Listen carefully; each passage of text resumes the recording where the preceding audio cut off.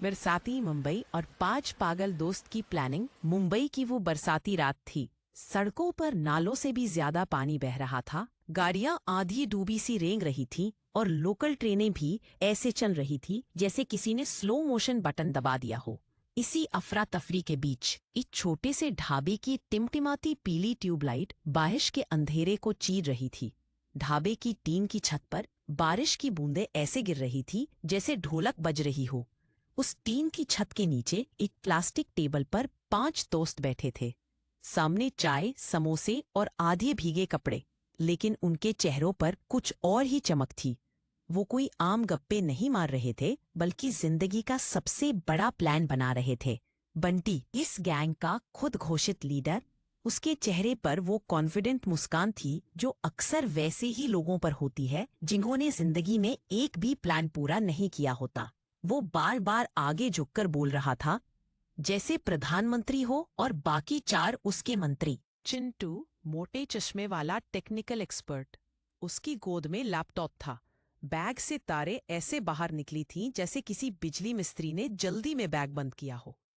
Monty, खाने पीने का शौकीन, उसे प्लान से कम और समोसे से ज्यादा मतलब था। हर 2 मिनट में कह रहा था, भाई एक और प्लेट मंगाओ ना। गुड्डू, घबराया हुआ बंदा, पानी का गिलास ऐसे पकड़ा था जैसे अगर छोड़ दे तो जिंदगी ही हाथ से निकल जाएगी। उसका डायलॉग था, भाई पकड़े गए तो मेरी मम्मी मार डालेगी। और पिंकी, इस गैंग की सबसे स्मार्ट और सबसे खतरनाक, वो पूरी शांति से सबको देख रही थी, होठों पर हल्की सी मुस्कान, जैसे पहले से जानती हो कि ये पूरा प्लान फ्लॉप होने वाला है। प्लान का पहला स्टेप था चिंटू का लैपटॉप।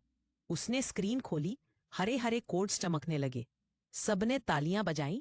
बंटी बोला, वाह भाई, हैकिंग का बाप है तू। लेकिन अगले ही सेकंड स्क्रीन काली हो गई। चिंटू ने सर खुजलाया और बोला, अरे ये क्या हो गया? और तभी स्क्रीन पर प्लानिंग पर ब्रेक लग गई। ढाबे वाले ने गरम गरम पाव भाजी लाकर रखी। भाप उठ रही थी। खुशबू ने मोंटी का ध्यान और भटका दिया। वो ऐसे खाने लगा जैसे दुनिया का आखिरी खाना हो। चटनी उसकी शर्ट पर टपक गई। गुड्डू, जो हमेशा टेंशन में रहता था, अचानक मजाक कर बैठा, भाई अगर जेल गए तो वही कैदियों को पाव भाजी खिलाएंगे। सबका मुंह भरा हुआ था, लेकिन हंसी नहीं रुकी। बंटी तक समोसे का टुकड़ा बाहर फेंकते फेंकते हंसा। आधी रात, सड़कें सूनी, सामने खड़ा था एक बड़ा बैंक जैसे कोई किला हो। पांचों की परछाया धीरे धीरे दरवाजे की ओर बढ़ी। पिंकी घुटनों के बल बैठी, तार काटे, अलार्म की लाइट बंद। बंटी ने मास्क चढ़ाया, उंगली हवा में उठाई और फिल्मी अंदाज में बोला, आज रात मुंबई की इतिहास लिखी जाएगी। गुड्डू धीरे से बोला, इतिहास नहीं भाई, एफआईआर लिखी जाएगी। बैंक का अंधेरा कॉरिडोर, अचानक टॉर्च की रोशनी उन पर पड़ी। गार्ड सामने खड़ा था, लेकिन हाथ में लाठी नहीं, मोबाइल था। उसकी स्क्रीन पर कोई टीवी सीरियल चल रहा था। वो मुस्कुराकर बोला, क्या कर रहे हो? चोरी या टीवी साथ में देखने आए हो? काफी कोशिशों के बाद भारी वॉल्ट का दरवाजा खुला। सबकी सांसें अटकी हुई थी। कैमरा अंदर गया, पर वहां सिर्फ धूल और खाली शेल्फ थे। फर्श पर पड़ा था एक सफेद कागज। चिंटू ने उठाया।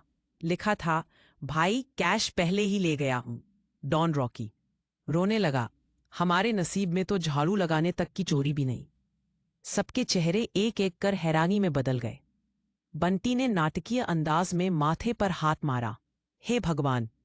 तभी बाहर से पुलिस की गाड़ियों की आवाजें आने लगी। खिड़की से लाल नीली बत्तियां चमक रही थी। गार्ड आराम से प्लास्टिक कप में चाय डालते हुए बोला, लो भाई, पुलिस भी आ गई, पहले चाय पी लो। अगले दिन कोर्ट रूम। जज उनकी फाइल पढ़ते पढ़ते हंस पड़ा। दोस्त शर्मिंदा खड़े थे, लेकिन उनके चेहरे अभी भी इसी कॉमेडी शो जैसे लग रहे थे। जज बोला, तुम्हें जेल नहीं भेजूंगा, बल्कि कॉमेडी शो में भेजूंगा। देश को हंसाना भी तो सेवा है। और फिर पीवी स्टेज पर रोशनी चमक रही थी। उनके चेहरे अब मास्क से नहीं छिपे थे, बल्कि माइक पकड़े मुस्कुराते हुए चमक रहे थे। चोरी का प्लान फेल हो गया, लेकिन जिंदगी का सबसे बड़ा शो हिट हो गया। इस तरह 5 नौसिखिए चोर मुंबई के सबसे बेकार लुटेरे से बन गए सबसे फनी कॉमेडियन।